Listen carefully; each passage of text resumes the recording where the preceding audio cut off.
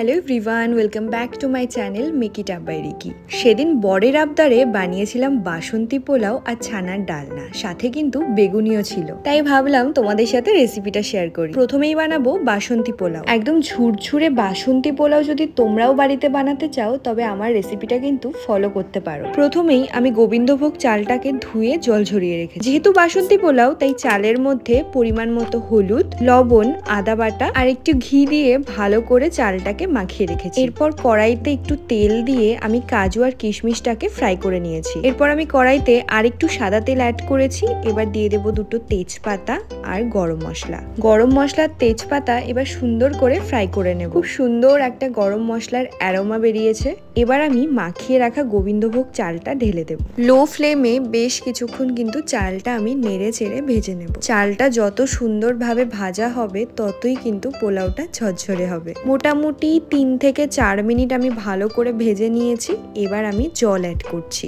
তোমরা যদি 2 কাপ চাল নাও তাহলে 4 কাপ জল অ্যাড করবে। ভালো করে নেড়ে চেড়ে এবার ঢাকা দিয়ে দেব 10 মিনিটের জন্য। আর ঢাকনা খুলেই আমি দেখলাম মোটামুটি 90% চাল কিন্তু সিদ্ধ হয়ে গেছে। এই সময় আমি ভেজে রাখা কাজু, কিশমিশ আর পরিমাণ মতো চিনি অ্যাড করলাম। তোমরা পোলাওতে যতটা মিষ্টি দিতে চাও সেই মতো চিনি অ্যাড করবে।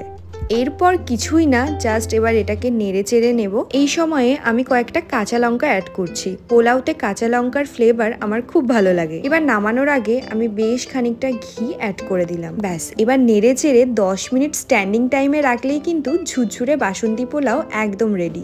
চলো এবার তাহলে ছানার ডালনা রেসিপিটা শেয়ার করি। ছানাটাকে আমি মিক্সিতে ভালো করে পেস্ট করে নিয়েছি। এর সাথে অ্যাড করছি একটু ময়দা আর একটু লবণ। সবকিছুকে একসাথে খুব ভালো করে মেখে নিয়েছি। আর মাখার পর এরকম রসগোল্লার মতো শেপ দিয়েছি। তোমরা তোমাদের পছন্দ মতো শেপ দিতে পারো, যেমন তোমরা কিন্তু চ্যাপটা চ্যাপটাও করতে পারো। বলগুলোকে কিন্তু একদম হালকা আঁচে অনেকক্ষণ ধরে ভালো করে ভেজে নিতে হবে, যাতে ভেতরটা একদম কাঁচা না থাকে। বলগুলো ভাজা হয়ে গেলে আমি কিছুটা তেল কমিয়ে সেই তেলের মধ্যে গোটা গরম মশলা আর শুকনো লঙ্কা ফোড়ন দিয়েছি। এবার এই তেলের মধ্যেই কিছুটা লঙ্কার গুঁড়ো আর হলুদ গুঁড়ো দিয়ে আমি কিছুটা জল অ্যাড করেছি। আদা, জিরে, কাঁচা লঙ্কা, টমেটোর একটা পেস্ট করে রেখেছিলাম, সেটা এবার দিয়ে দিলাম। বেশ ভালো করে মশলাটাকে এবার কষিয়ে নেব। এই ছানার ডালনা রেসিপিটা কিন্তু একদম নিরামিষ। যে কোনো নিরামিষ দিনে কিন্তু তোমরা এটা বানিয়ে খেতেই পারো। বেশ খানিকক্ষণ কষা হয়ে গেলে এবার গ্রেভির মধ্যে আমি টক দই অ্যাড করছি।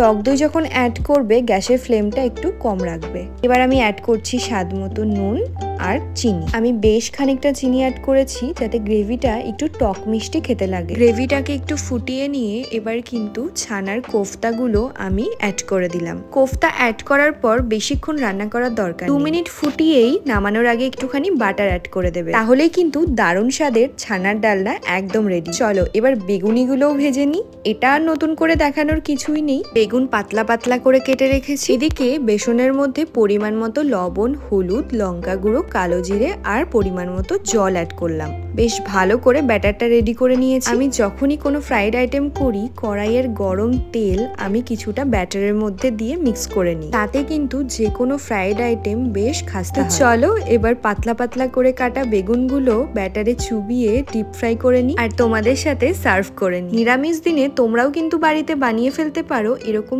ঝরঝরে বাসন্তী পোলাও আর সাথে ছানার ডালনা। আর সাথে যদি থাকে গরম গরম বেগুনি তাহলে তো কোনো কথাই নেই।